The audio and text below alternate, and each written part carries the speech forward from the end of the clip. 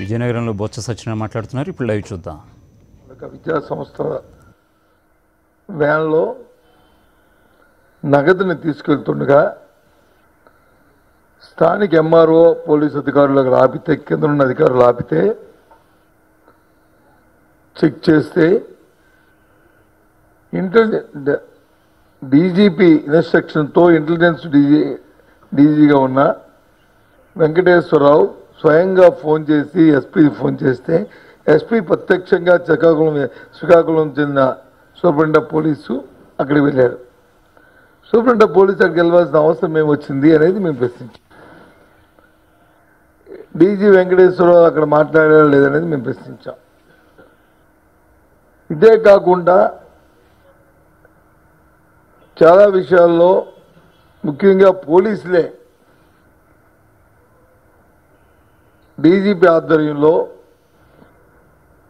తెలుగుదేశం పార్టీకి నగదుని police vehicle ద్వారా పంపిణీ చేస్తున్నారు అనేది మా తాలూకు అభియోగం. వాస్తవాలు పరిశీలించమని కోరాం. దాని మీద పొరపరాలు చర్చించుకున్నారు. కొన్ని ఎవిడెన్స్ ఇచ్చాం ప్రత్యక్షంగా. అలాగే మా ఫోన్లు ట్యాపింగ్ చేస్తున్నారని ఇచ్చాం. దానికి సంబంధించి కోర్టులో రిట్ వేసిన తాలూకా అవి వాస్తవాలు ఇచ్చాం. అవన్నీ చూసిన తర్వాత అడిషనల్ డీజీ వెంకటేశ్వరరావు వచ్చి వారిని విధుల నుంచి తప్పించారు. వారితో పాటు ఇద్దరు ఎస్పీలు కూడా విధుల నుంచి తప్పించారు. ఇదేమీ కొత్త విషయం కాదు. కానీ మా డిమాండ్ ఏంటి, డీజీ గారిని ఈ ఎన్నికల వరకు కూడా నిష్పక్షపాతంగా ఎన్నికలు జరగాలంటే, ప్రజాస్వామ్యబద్ధంలో ఎన్నికలు జరగాలంటే, రాజ్యాంగబద్ధంగా ఎన్నికలు జరగాలంటే డీజీగా ఉన్న ఠాకూర్ గారిని కూడా ఎన్నికల విధుల నుంచి అతన్ని తప్పించమని మా తాలూకా డిమాండ్. దాని మీద తప్పిస్తే సరళ చేస్తే ఉదయం ముఖ్యమంత్రి గారు ప్రెస్ కాన్ఫరెన్స్ పెట్టి అంటారు, అతను తాలూకా చూడండి ఎన్నికలు సర్పంచ్ ముఖ్యమంత్రిగా, ఇప్పుడు ముఖ్యమంత్రి కాదు ఆయన, ఎన్నికలు ప్రకటన చేసిన తర్వాత ఆయన తాలూకా డ్యూటీస్ ఆయనకు ఉన్నాయి. ఎన్నికల ప్రక్రియలో ఆయన పాల్గొనడానికి లేదు. ఏ అధికారి ఉంటే ఎన్నికలు జరుగుతాయి, ఈ అధికారి ఉంటేనే ఎన్నికలు జరుగుతాయా? అదే దాన్ని ఎన్నికల కమిషన్ చూసుకుంటుంది. కానీ ఆయన మాట చూస్తుంటే ఎంతవరకు మాట్లాడుతున్నాడంటే, ఒక ఆర్థిక ఉగ్రవాదులు వచ్చి కంప్లైంట్ చేస్తే మీరు మారుస్తారంటారు. ప్రజాస్వామ్యంలో ప్రతి ఒక్కరికి ఉంది. చంద్రబాబు నాయుడు గారు అసలు నీకంట ఆర్థిక ఉగ్రవాది ఎవరున్నారు? 2 ఎకరాల భూమితో ఒక సైకిల్ మీద చదువుతున్నప్పుడు నీ అంతా నువ్వు నోటితో చెప్పు, ఒక సైకిల్ మీద వచ్చి కాలేజీకి వెళ్ళిన నువ్వు ఇవాళ 1,000 కోట్ల రూపాయలు 2 లక్షల కోట్ల రూపాయలకి అధిపతిగా ఎరగెదిగావు. నీది ఏమైనా పాతాల పేరు మంత్రం ఉందా? రాజకీయాల్లో వచ్చి నీకంట వెన్నుపోటుదారులు కానీ, రాజకీయాల్లో నీకంట నీచాతీచంగా ఆలోచన చేసి కార్యక్రమాలు చేసేవాళ్ళు కానీ, మేనేజ్మెంట్ చేయడం మ్యానిపులేషన్ చేసేవాళ్ళు కానీ ఎవరైనా ఉన్నారా? లేదే. నువ్వు అగ్రగణ్యుడు కదా. ఇక వాస్తవాలకు వస్తే నాకు వచ్చిన వ్యక్తిగత భద్రతకి మరి ఇబ్బందికరమవుద్ది ఈయన మారిస్తారని అంటున్నావు. అంటే రాష్ట్రంలో జరిగిన అరాచకాలకి అసలు రాష్ట్రంలో ఇంటెలిజెన్స్ డిపార్ట్మెంట్ అసలు ఉన్నదా? ఆ ఏబి వెంకటేశ్వరరావు అనే వ్యక్తి, ఆ డీజీగా ఉద్యోగం చేస్తున్న వ్యక్తి అసలు ఉద్యోగ ధర్మాన్ని నిర్వర్తిస్తున్నాడా? నీకు అడుగులకు ముడుగులు ఎత్తుతూ నీ కార్యక్రమాలు చేస్తున్నాడా? ఎన్ని వైఫల్యాలండి రాష్ట్రంలో. కాపు ఉద్యమం జరిగితే అటు తుల్లో రైలు సంఘటన జరిగితే దాన్ని ముందు కనిపెట్టగలిసావా? లేదు. అయిన తర్వాత వారి మీద చర్యలు తీసుకున్నారా? ఎవరు చేశారని ఇప్పటికైనా చెప్పావా? ముద్రగడ్డ భార్య మీద దాడి చేయించింది నువ్వు కాదా? దుర్భాష ఆడింది నీ తాలూకా పనితనం వల్ల కాదా? వెంకటేశ్వర వల్ల కాదా ముఖ్యమంత్రి?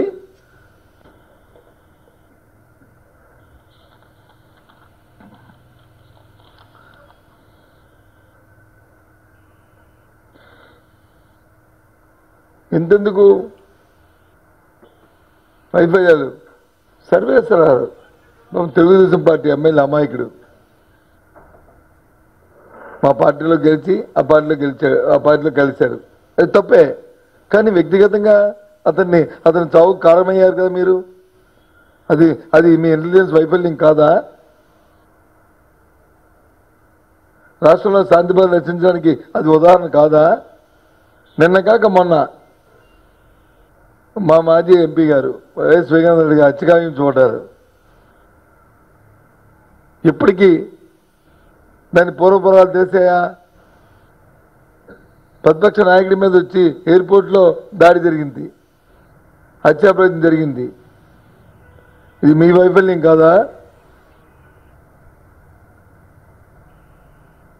తగదమ్మానంటూ వెనకేసుకొని నాకు వచ్చి శాంతి భద్రతలకు వచ్చి నా మీద నా తాలూకా సెక్యూరిటీకి ఇబ్బంది అని చెప్తున్నావు. సిగ్గుపడాలా? అసలు అడుగుతున్నాను. ఆ అధికారులు సరళి చేస్తే నీకెందుకంటాను? మీకేం సంబంధం అంటాను? అప్పుడే హైదరాబాద్కి ఢిల్లీకి నీ మనసు పంపించి పరిపాలన చేస్తూ మేము ఇంకా ఇప్పటికీ డిమాండ్ చేస్తున్నాం. డీజీపీని మార్చవలసిందే, ఇతన్ని మార్చడం వల్ల ఉపయోగం కాదు.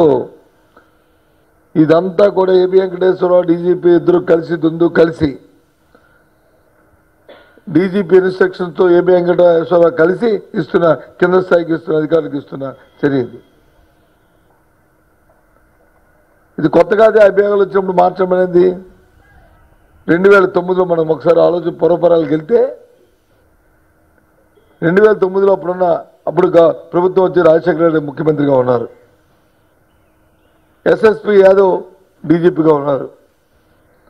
ఆయన మీద తెలుగుదేశం పార్టీ ఇతను వచ్చి పార్టీ అధికారానికి వచ్చి తొత్తుగా ఉన్నారు అని చెప్పి అభియోగాలు చేశారు. ఆయన పక్కన పెట్టింది. మేము అప్పుడు కేంద్రంలో ప్రభుత్వం యూపీఏ ఉంది. రాజశేఖర రెడ్డి గారు కాంగ్రెస్ ముఖ్యమంత్రి ఆ రోజు.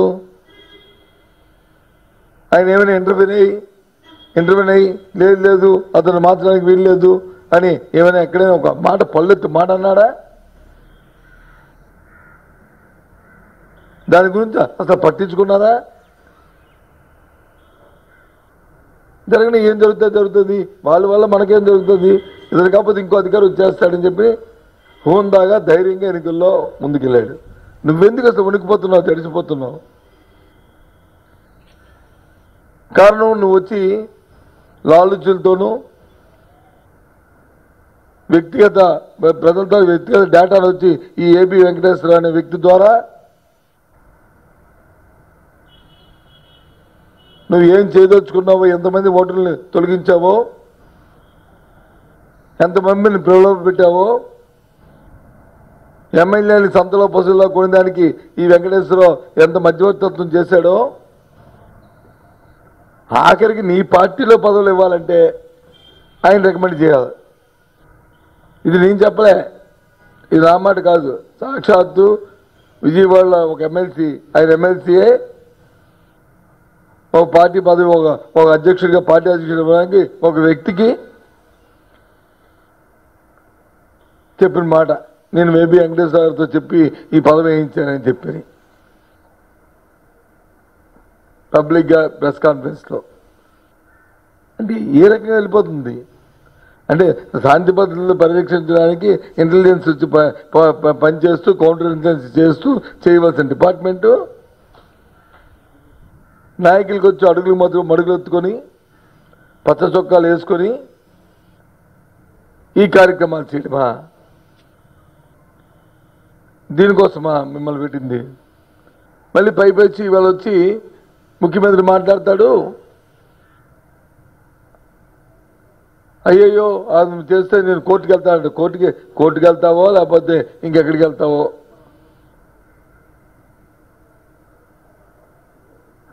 ఏం ముఖ్యమంత్రి నాకు అర్థం అవ్వట్లేదు. నిన్నటి రోజున కడపలో వచ్చి ఓ జాతీయ నాయకుని ఫరూక్ అబ్దుల్లాని తీసుకొచ్చారు. అసలు ఏ రకంగా దిగజారిపోతుందంటే ఇవాళ ఆయనతో 1500 కోట్ల రూపాయలకు వచ్చి జగన్మోహన్ రెడ్డి గారు ఇస్తానని చెప్పారని ఆయనతో చెప్పిస్తే అసలు ఆయన ఏం పెద్ద మనిషి నాకు అర్థం అవ్వట్లేదు. అంటే ఏ రకంగా జాతీయ నాయకులను ప్రలోభ పెట్టి ఏ రకంగా వాళ్ళతో అబద్ధాలు చెప్పిస్తున్నారు అనేది తేటతెల్లం అవుతుంది. దాని సాక్షాత్తు ఇవాళ తెలుగుదేశం పార్టీకి మరి లోపాకారిగా మిత్రపక్షంగా ఉన్న కాంగ్రెస్ పార్టీ పెద్దలే ఢిల్లీలో ఖండించారు. అవునా కదా? 10 సంవత్సరాలు అయింది వాటికి, ఇప్పటివరకు ఎక్కడ కూడా రాలే. ఇవాళ వచ్చింది. నేను ఆ రోజు కాంగ్రెస్ పార్టీ అధ్యక్షుడిగా ఉన్నాను ఉమ్మడి రాష్ట్రానికి. సాక్షాత్తు ఇవాళ జనరల్ సెక్రటరీగా ఉన్న గులాం నబీ ఆజాద్ గారే చెప్పారు, జగన్మోహన్ రెడ్డి గారిని మేము కన్విన్స్ చేశాం, ప్రయత్నం చేశాం. ముందు కేంద్ర మంత్రిగా నువ్వు ప్రమాణ స్వీకారం చెయ్యు, తదుపరి నేను ముఖ్యమంత్రి రాష్ట్రానికి చేస్తాం, మీ నాన్నగారు ఆశయాలు నెరవేర్చడానికి అవుతుంది అని చెప్పారు. కానీ జగన్మోహన్ రెడ్డి గారికి ఎప్పుడైతే ఆ ఓదార్పులో కమ్యూనికేషన్ గ్యాప్ వచ్చి పార్టీతో భేదం వచ్చిందో, మా నాన్నగారు చనిపోయిన దానికి ఓదారుస్తుంటే వద్దంటున్నారు, నో నథింగ్, ఇది మంచి సాంప్రదాయం కాదని చెప్పి ఆయన నిర్ణయం తీసుకున్నాడు. ఇది ప్రజలను తెలిసిన వాస్తవం. నేను ప్రత్యక్ష సాక్షిని అందులో. అటు కానీ ఇటు కానీ ఎంత అబద్ధాలు ఆడతారో, ఎంత అబద్ధాలు ఎంతమందితో చెప్పిస్తారని నాకు అర్థం అవ్వట్లేదు. ఎక్కడికి వెళ్తుంది ఇది ఈ ప్రజాస్వామ్యం? అంటే ఏ మాటకైనా వేస్తే ఎంత మాట అయినా అనేవచ్చు. చంద్రబాబు నాయుడు గారు తెలిసిపోయింది వ్యవహారం, ఇక నౌకలు చెల్లిపోయి అని చెప్పి వాళ్ళ జాతీయ నాయకులు తీసుకొస్తారు. క్లియర్గా చెప్తున్నాను, పత్రికలారా, ఇది పత్రికల ద్వారా రాష్ట్ర ప్రధానికి చంద్రబాబు నాయుడు గారికి రావణాసురులాగా వచ్చి 10 తలలు పెట్టుకున్నా సరే ఆయన ఇంకా ఉండవు. ఆ 10 తలలు ఎవరు? రెండే 2 వర్గాలు ఇప్పుడు ఆయనతో ఉన్నాయి. ఒకటి ఆయన సామాజిక వర్గం, అంటే ఆయన జాతి నాయకులు. రెండో వాళ్ళు వచ్చి జాతీయ నాయకులు. ఆయన జాతి నాయకులు, రెండో వాళ్ళు జాతీయ నాయకులు. ఈ 2 జాతులు తప్ప ఇంకెవరు అతనితో లేరు. తెలిసిపోయింది ఆయనకి. రాష్ట్రంలో ప్రజలందరూ నాకు, మిగతా నాయకులందరూ కూడా నన్ను విడిచిపెట్టేశారని. అందుకు ఇప్పుడు రాష్ట్ర నాయకులు వేసి జాతీయ నాయకులు పట్టుకున్నాడు. జాతీయ నాయకులు ఇద్దరి మీద ఇప్పుడు ఆధారపడి ఉన్నాడు ఆయన. ఇంకా ఎవరి మీద ఇంకా ఆధారపడి లేడు ఇవాళ. ఇది వాస్తవం కాదా? లేకపోతే నేను ఎక్కడ నా 34 సంవత్సరాల రాజకీయ జీవితంలో చూడలే. ఏదో ఒక సభ పెడితే ఆ సభకు వచ్చి అంతమంది వచ్చి దానికి వచ్చి అటెండ్ అయ్యి దాని సంఘీభావం తెలపడం అంటే ఉంటుంది. కానీ వీళ్ళతో మళ్ళీ పోటీ చేసేది కాదు. ఏదో ఏ ఫ్రంట్లో ఉండి ఆ ఫ్రంట్లో వీళ్ళందరూ భాగస్వాములు అయితే పోనీ ఫ్రంట్కి వచ్చి చేయడానికి ఈ తెలుగుదేశం పార్టీతో సంబంధాలు లేదు. వాళ్ళకి ప్యాకేజీలు ఇచ్చి తీసుకొచ్చి చెప్పి మాట్లాడిస్తున్నారు. వాళ్ళు విలువలు తీసుకుంటున్నారు ఇతనితో వచ్చి. ఇతను మాయలు మారాటిని పాపం వాళ్ళు ఏదో అనుకుంటున్నారు, ఏదో సీనియర్ కదా, వయసులో 60 సంవత్సరాలు దాటి 70 సంవత్సరాలు దాటింది అని అనుకుంటున్నారు. కానీ ప్రజల్ని ఎంత చీట్ చేస్తారో, ప్రజల్ని ఎంత చేత్కరించబడుతున్నాడో, ప్రజలు ఇతని వల్ల ఎంత మోసపడ్డారో, ప్రజలతో ఎంత చేత్కారం తీసుకున్నాం వాళ్ళకి అందుబాటులే. 11 తర్వాత తెలుస్తుంది.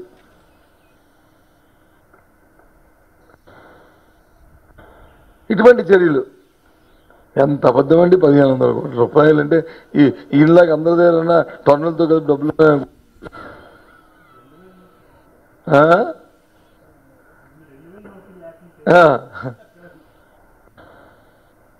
ఇవాళ వచ్చి మాట్లాడతాడు ఈయన.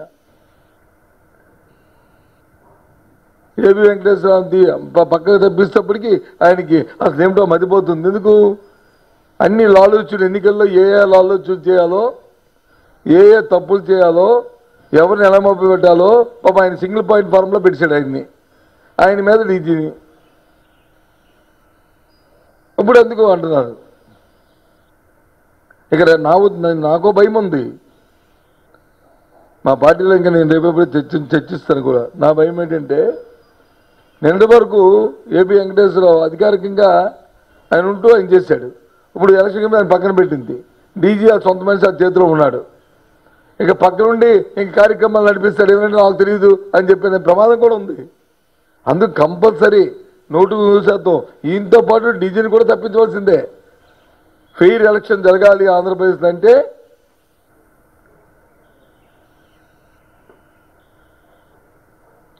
ఎందుకంటే కింద నుంచి ఎస్పీలకి నాకు నిన్న ఎప్పుడో మీటింగ్లో కూడా చెప్పాను, దయచేసి జిల్లా అధికారులు జిల్లా ఎస్పీలు కూడా దయచేసి మా ఇందులో భాగస్వాములు కావద్దని. ముఖ్యంగా మన విజయనగరం జిల్లా ఎస్పీకి కూడా మా మీటింగ్ నుంచి ఆయనకి చెప్పాను, మీరు కింద స్థాయిలో ఉన్న అధికారులు, పోలీస్ అధికారులతో, ఇన్స్పెక్టర్లతో మాట్లాడుతూ ఆయా సర్పంచుల్ని, ఆయా మండల ప్రెసిడెంట్ని న్యూట్రలైజ్ చేయమంటున్నారు, లేదా తెలుగుదేశం పార్టీకి అధికార పార్టీకి ఒత్తాస పలకమని మెసేజ్లు ఇస్తున్నారు. షుడ్ నాట్, ఇది కరెక్ట్ కాదు, దానివల్ల ఇబ్బందులు పడతారు. కింద స్థాయి అధికారులు కూడా కోరుతున్నాను, నిష్పక్షపాతంగా మీరు ఉండండి. ఏదో జిల్లాధికారి చెప్పాడు కదా అని చేస్తే మీరు దెబ్బతింటారు, మీకున్న మంచి పేరు పోతుంది, చెడ్డ పేరు తెచ్చుకుంటారు. మీరు మీ మాట ఎవరు వినరు కానీ చెడ్డ పేరు తెచ్చుకుంటారు, ఎందుకు మీరు మధ్యపడతారు అని కూడా చెప్పా. నాకు ఉన్నాయి ఎవిడెన్సెస్ కూడా, నాకు ఉన్నాయి. I have evidences. ఎవరెవరితో చెప్పారో, వీళ్ళు ఇన్స్పెక్టర్లు ఎవరెవరితో మాట్లాడారో అన్నీ నాకు ఉన్నాయి. అందుకు సౌమ్యంగా, పద్ధతిగా, హుందాగా, రిక్వెస్ట్గా చెప్తున్నాను. పుట్టప్పుడు అధికారంలో ఉన్న వాళ్ళకి ఏం పని చేస్తే పర్వాలేదు, కానీ ఎన్నికలు వచ్చినప్పటికీ న్యూట్రల్ అయిపోవాలా. ప్రజాస్వామ్యాన్ని గౌరవించాలా. 3 సినిమాలు పెట్టుకున్న వాళ్ళు వచ్చి ఎన్నికల సక్రమంగా దాటడానికి వచ్చి ప్రయత్నం చెప్పదు ఇంకెవరు చేస్తారండి? ఎంత తప్పండి ఈ విషయం.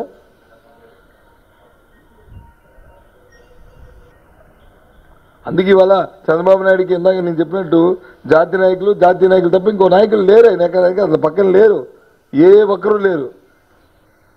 ఎస్సీబీసీ మైనారిటీ ఎవరు కూడా లేరు ఆయన కదా.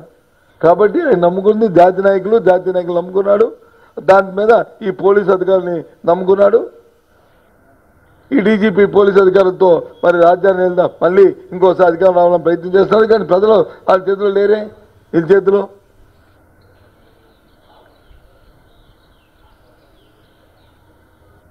కాబట్టి జగన్బాబు నాయుడు గారు ఫైనల్గా మేము డిమాండ్ చేస్తున్నాం, మీ ఆక్రోషం ఆపండి.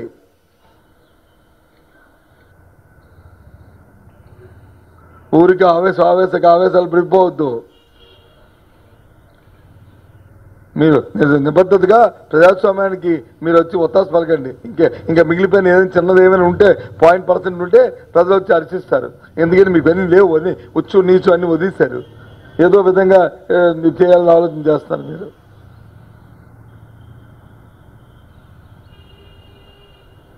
ప్రజలందరినీ కూడా అప్రమత్తంగా ఉండాలని కోరుతున్నాడు. ఎందుకంటే రోజు జరుగుతున్న జరుగుతున్న యాక్టివిటీలు, ముఖ్యమంత్రి ఉన్న స్థాయి వ్యక్తి మాట్లాడుతున్న భాష, ఆయన వ్యవహార తీరు, ఆయన చేస్తున్న ప్రసంగాలు, ఆయన చూపెడుతున్న ఆవేశాలు, దయచేసి ఇది మంచిది కాదు ప్రజాస్వామ్యానికని ప్రజలకు తెలియని విషయం కాదని, తద్వారా ప్రధానంగా అందరూ కూడా అప్రమత్తం ఉండాలని నేను రిక్వెస్ట్ చేస్తున్నాను.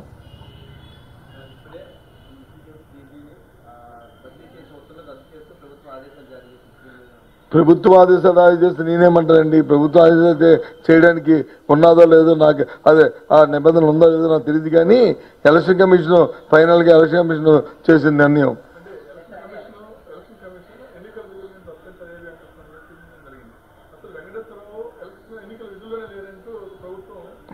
అదే కదా ఇప్పుడు అంటుంది.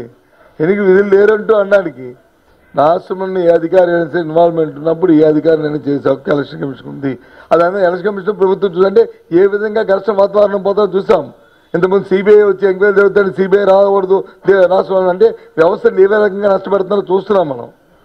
సిబిఐ రాకూడదు, ఇన్కమ్ ట్యాక్స్ డిపార్ట్మెంట్ ఉండకూడదు, ఈడీలు ఉండకూడదు, ఎలక్షన్ కమిషన్ ఇంటర్వ్యూన్ అవ్వకూడదు, ఈయనకి ఇచ్చేయాలి.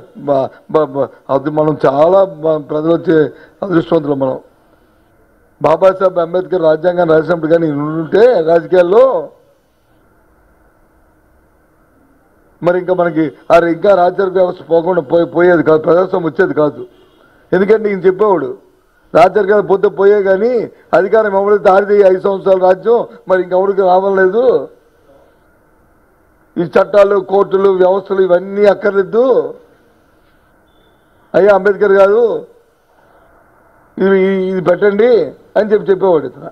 ఆయన కానీ రాజ్యాంగం రచించబడి ఉంటే మహానుభావుడు, లేకపోవడం మనందరం బతికి బట్టగడుతున్నాం. ఇవాళ నవ్విపోతారంటే అతని తాలూకా స్థాయి ఏ రకంగా వెళ్ళింది చూడండి. అతను ఏ స్థాయిలో ఆలోచన చేస్తాడు, ఎంత నీచంగా ఆలోచన చేస్తాడో చూడండి.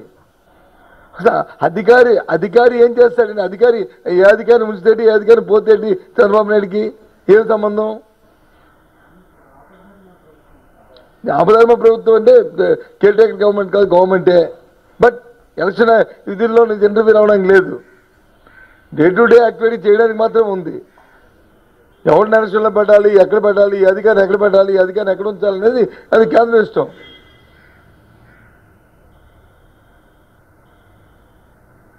అంటే ఇప్పటికైనా ప్రజలు గుర్తిస్తున్నారు కదా ఏ రకంగా ఏదైనా మ్యానిపులేట్ చేయడానికి ప్రయత్నం చేస్తున్నాడో. ఇప్పుడే చెప్పాను, అది సోదరుడు కూడా అడిగాడు, వీళ్ళకి ఇచ్చిందండి ప్రభుత్వ ఉత్తర్వులని. అంటే ఏ రకంగా మ్యానిపులేట్ చేసి ఏదో విధంగా అధికారం రావడానికి చంద్రబాబు నాయుడు కుట్రల ప్రయత్నాలు చేస్తున్నాడో దీని ద్వారా తేడతాళం అవుతున్నాయి.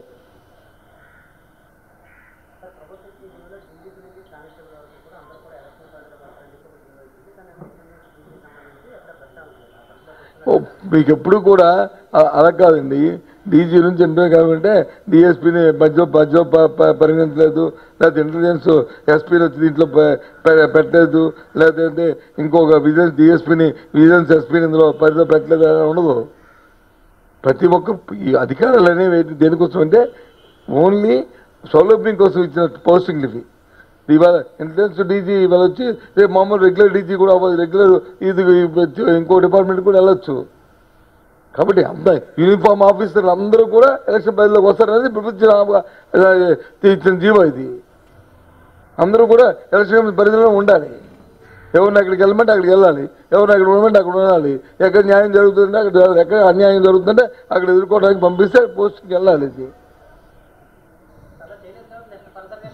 సరే చూసుకుంటారు, ఎలక్షన్ కమిషన్ ఇచ్చిన దానికి ఎలక్షన్ చూస్తుంది. కానీ మా డిమాండ్ ఏబి వెంకటేశ్వరరావు ఎన్ని నీచమైన పనులు చేశాడో అంతకంటే దాంతో పాటు భాగస్వామి డీజీ కూడా ఇద్దరిని కలిపి మార్చవలసింది. ఇద్దరిని కలిపి విధులు పక్క పెడితేనే ఈ రాష్ట్రంలో ఫెయిర్ ఎలక్షన్ జరుగుతాయి.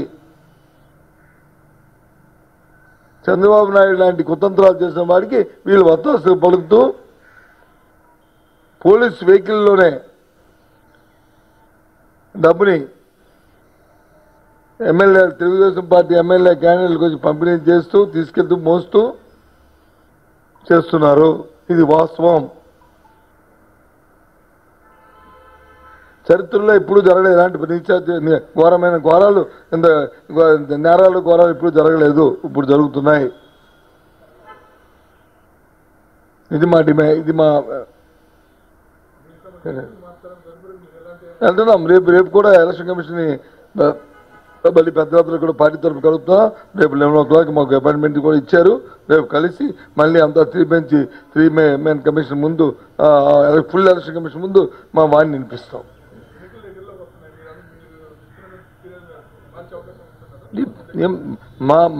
మావన్నీ కూడా డేటాబేస్గా ఏం జరుగుతున్నాయో వాస్తవ పరిస్థితులు చెప్తాం.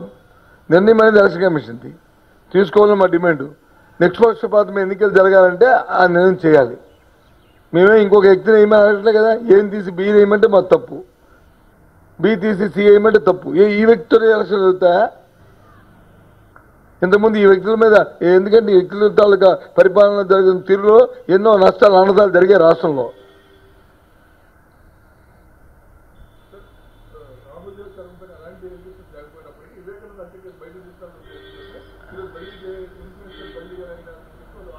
నెరవేరినట్టు ఎవరైనా నవ్వుతాడండి. మనం రోజు చూస్తున్నాం. నిన్న మొన్న కోర్టులు వచ్చి ప్రెస్ మీట్లు పెట్టద్దానది కానీ వాళ్ళని ముందేమన్నారు, ఇదంతా కడిగేసింది వీళ్ళందరూ కడిగేస్తారు. తర్వాత ఎవడు ఆ కడిగిన వాడిని అరెస్ట్ చేసుకోవచ్చు కదా అన్నాం. అంటే గంగిరెడ్డిని తీసుకెళ్లారు. దాంతోపాటు ఇప్పుడు కానిస్టేబుల్ హెడ్ కానిస్టేబుల్ ఒక సిఐఓ ఎవడో దగ్గరుండి అదంతా కడిగించారు. మరి ఎవడు కడిగించాడండి ఇది? పోనీ అక్కడైనా వివేకానంద గారి కుటుంబ సభ్యులు ఎవరు ఉన్నాడు? ఒక్క మనిషి ఉన్నాడు? ఒక్క మనిషి ఉన్నాడు అక్కడ? ఒక్క మనిషి లేడు కదా అక్కడ. చుట్టాలు లేరు, పక్కాలు లేరు, ఎవరు లేరు కదా. పని వాళ్ళు ఫ్రెండ్స్ ఉన్నారు, సన్నిహితులను. వాళ్ళు అందరూ కాన్ఫరెన్స్ లో జరిగింది. అందరూ చూస్తూ తెలిసింది. అందులో తెలుగుదేశం పార్టీ పెద్దల తాలూకు అస్తమన్నదని తేడతలం అవుతుంది. ఎందుకు చేయట్లేదు? వాటికి ఒక మర్డర్ జరిగితే 15 రోజులు వచ్చి దాని మీద ఏం క్లూ చెప్పలేదంటే ఈ ప్రభుత్వం ఉన్నట్టా లేదంటే, ఈ పోలీస్ వ్యవస్థ ఎఫెక్ట్ ఉన్నట్టా లేదంటా? ఏమని అనాలి ఈ వ్యవస్థని? సిగ్గుపోవట్లేదు ఆ అధికారులకి? సిగ్గు అనిపించట్లేదండి వాళ్ళకి? మళ్ళీ వచ్చి ఎస్పీ వచ్చి ఆమె అభియోగాలు లేవంటే ఏం చేస్తాడు ఎస్పీ? ఒక ఇన్సిడెంట్ జరిగితే, అది కూడా చిన్నది కాదు, ఓ మర్డర్ జరిగితే ఇన్సిడెంట్ నేను పట్టుకోలేకపోతున్నానంటే ఇంకా ఇంకా అంత అసమర్థంగా అంటే ఇంకేటి ఉందండి ఈ ప్రభుత్వానికి? అంటే దాన్ని బట్టి చూస్తే మనకు తెలిసిపోతుంది కదా. ఎన్నికలైన వరకు దీని మీద ఏమీ జరగకూడదు అనేది చంద్రబాబు నాయుడు తాలూకు ఆలోచనలో కనిపిస్తుంది. దాన్ని పెట్టుకొని రాజకీయాలు చేయడానికి ఆలోచన చేస్తున్నాడు. వాస్తవం తెలిసిపోతుంది. లేకపోతే ఎందుకు చేయట్లేదు? 15 రోజులు ఒక మర్డర్ కేసు జరిగితే మర్డర్ని వచ్చి ట్రేస్ చేయడానికి. ఇప్పుడు ఎక్కడ మారుమూలలో జరిగిందా? ఆడ కూతురు వచ్చి వెళ్ళి గొగ్గోలు పెడుతుంటే లేని పని ఆపాదిస్తారా? మళ్ళీ ఈ వ్యవస్థలో వచ్చి మళ్ళీ ఆంధ్ర పోలీస్ అంటే మీకు నమ్మకం లేదని మళ్ళీ ఆపాదిస్తారా? ఇదా వాళ్ళు చేస్తున్న పనులు? పనికి మాల పనులు. కానీ మేమెక్కడ వాటం? మాకెక్కడ వాటం ఉంది? మాకే వాటం లేదు. తెలుగుదేశం పార్టీ కనుమరుగైపోద్ది. తెలంగాణలో అప్పుడు అయిపోయింది. ఆంధ్రాలో కూడా తెలుగు రాష్ట్రాల్లో తెలుగుదేశం పార్టీ ఇక్కడ నోకలు చెల్లిపోయాయి. ఇప్పుడు తెలుగు రాష్ట్రాల్లో కాదు, తెలుగుదేశం పార్టీకి ఉన్న నాయకులు ఇందాక చెప్పాను కదా, జాతి నాయకులు తప్ప స్థానిక నాయకులు లేరు.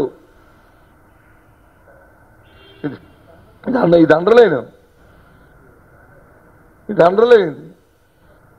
తెలుగుదేశం పార్టీకి వాళ్ళ జాతీయ నాయకులు తప్ప ఇంకెవరూ లేరు.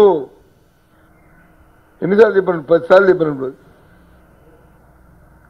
ఎందుకు ఇలాంటి వెధవ పనులు చేస్తుంటే, ఇలాంటి తప్పుడు పనులు చట్ట వ్యతిరేకమైన చట్టాన్ని చేతిలో తీసుకునే కార్యక్రమం ఎవడుంటాడండి ప్రజాస్వామ్యంలో? సిగ్గు అనిపించదండి ఎవరికైనా? అందుకు ఎవరూ లేరు, ఉండరు కూడా. నేను చెప్తున్నాను, ఉండేది వ్యవస్థకి నష్టం కూడా. ఇవాళ తెలుగుదేశం పార్టీ ఓడిపోయి కనుమరుగన్నది ఇది ఆవశ్యకత. రాష్ట్ర ప్రయోజనాలకు చాలా అవసరం. ఇలాంటి తప్పులు చేస్తున్న వాళ్ళు కనుమరుగు కావడం అనేది. ఉంటారు.